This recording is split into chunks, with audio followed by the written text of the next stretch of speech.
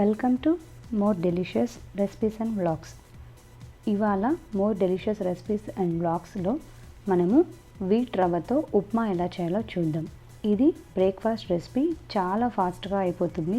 Morning మనకి లేవగానే ఏం చేయాలని ఆలోచిస్తూ ఉంటాం కదా, సో అలాంటప్పుడు ఇది చేసేస్తే మనకి చాలా ఫాస్ట్గా అయిపోతుంది. సో దీనికి కావాల్సినది ముందుగా ఒక డీప్ వెసల్ పెట్టుకొని అందులోకి 4 టేబుల్ స్పూన్ ఆయిల్ ఆర్ గీ వేసుకున్న తర్వాత ఒక 3 టేబుల్ స్పూన్ పల్లీలు వేసుకొని బాగా రోస్ట్ చేసుకోవాలి.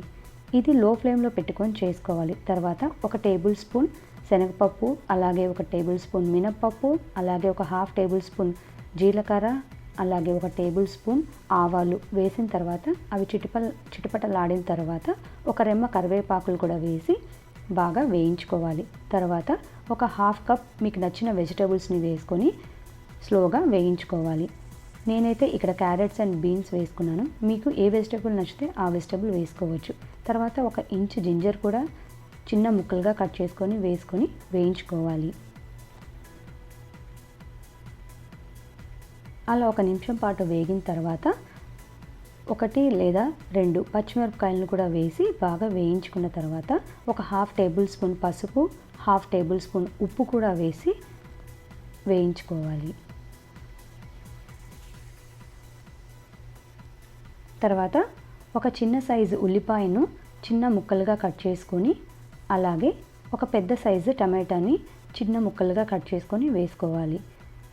టమాటా ముక్కలు వేసిన తర్వాత వెంటనే 1 కప్పు రవ్వకి 3 కప్పులు నీళ్ళు వేసుకొని, తర్వాత ఒక 2 టేబుల్ స్పూన్ కొత్తిమీర కూడా కట్ చేసుకొని వేసుకొని ఉప్పు సరిపోయిందో లేదో చెక్ చేసుకోవాలి. ఉప్పు సరిపోకుంటే సరిపడా ఉప్పు వేసుకున్న తర్వాత ఫ్లేమ్ని కొద్దిగా పెంచుకొని మీడియంలో పెట్టుకున్న తర్వాత మూత పెట్టి ఆ నీళ్ళని మరగనివ్వాలి. మీరు రవ్వని ముందుగానే వేయించి పెట్టుకుంటే మీకు మార్నింగ్ బ్రేక్ఫాస్ట్కి చాలా ఫాస్ట్గా రెడీ అయిపోతుంది. సో నేను ఇక్కడ రవ్వ ముందుగానే వేయించి పెట్టుకున్నాను. 1 కప్పు రవ్వ తీసుకున్నాను.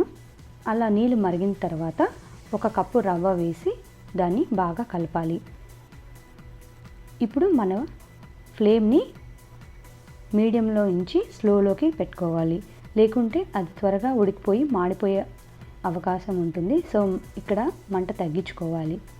ఇలా స్లో ఫ్లేమ్లో ఒక 1 మినిట్ పాటు ఉడికిన తర్వాత మూత తీసి మరి ఒకసారి బాగా కలుపుకోవాలి. ఇలా కలుపుకున్న తర్వాత మరి ఒకసారి మూత పెట్టి ఒక 2 నిమిషాల పాటు మగ్గనివ్వాలి.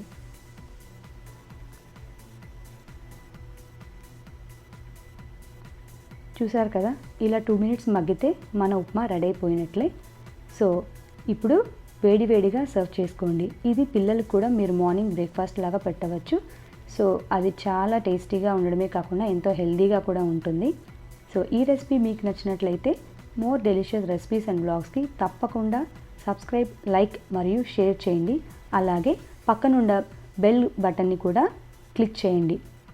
సో మా అప్డేట్స్ అన్నీ మీకు వస్తాయి. Thank you.